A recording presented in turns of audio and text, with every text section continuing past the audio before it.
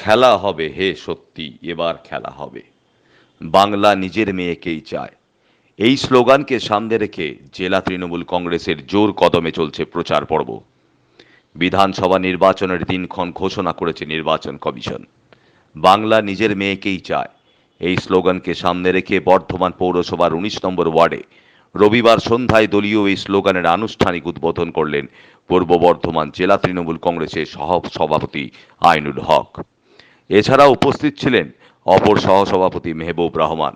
উপস্থিত ছিলেন পূর্ব বর্ধমান জেলা তৃণমূল কংগ্রেসের মুখপাত্র প্রসেনজিৎ দাস, বর্ধমান শহর তৃণমূল কংগ্রেসের জয় হিন্দ বাহিনীর সভাপতি পল্লব দাস সহ তৃণমূল কংগ্রেসের অন্যান্য নেতৃত্বরা। তার পাশাপাশি তৃণমূল কংগ্রেসের দলীয় কার্যালয় নবরূপে ফিতে কেটে উদ্বোধন করা হলো এদিন এখানে।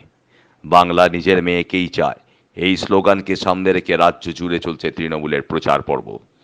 বর্ধমান শহরের ৩৫টি ওয়ার্ড জুড়েই জনসংযোগে পদক্ষেপ গ্রহণ করেছে তৃণমূল কংগ্রেস।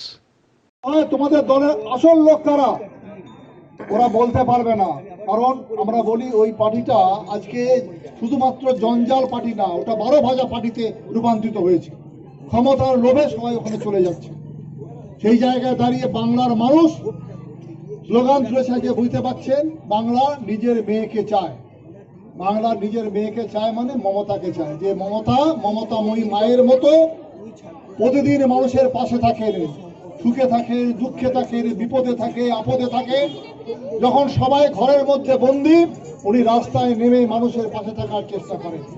সেই জায়গায় দাঁড়িয়ে আমাদের সবাইকে মমতার পাশে থাকতে হবে। আমার নিজের মেয়েকে চাই।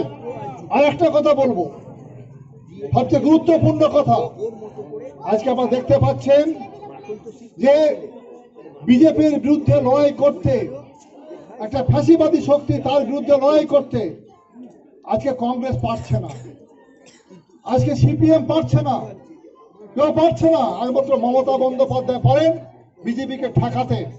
আপনারা দেখতে পাচ্ছেন, সেই কারণে আজকে মানুষ যাতে ঐক্যবদ্ধভাবে মানুষের পাশে দাঁড়াতে না পারে, তার জন্য আজকে ভোট ভাগ করার চেষ্টা হচ্ছে। যারা বামপন্থী, যারা নিজেদের বলতো ধর্ম নিরপেক্ষ, তারা বলতেন যে শ্রেণী, আমরা শ্রেণী দৃষ্টিভঙ্গিতে আমরা বিশ্বাস করি।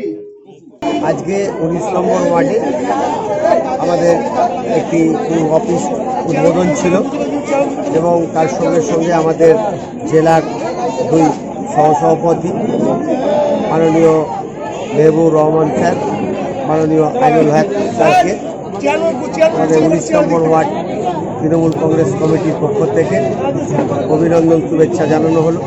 সাথে সাথে আমাদের এখানে বাংলা নিজের মেয়েকে চাই, তারই মূলত একটি প্রোগ্রাম অনুষ্ঠিত হলো এবং আমরা এই প্রোগ্রামটা বিভিন্ন আমাদের উচ্চ নেতৃত্ব মাননীয় প্রসেনজিৎ দাস মুখপাত্র মহাশয় উপস্থিত ছিলেন।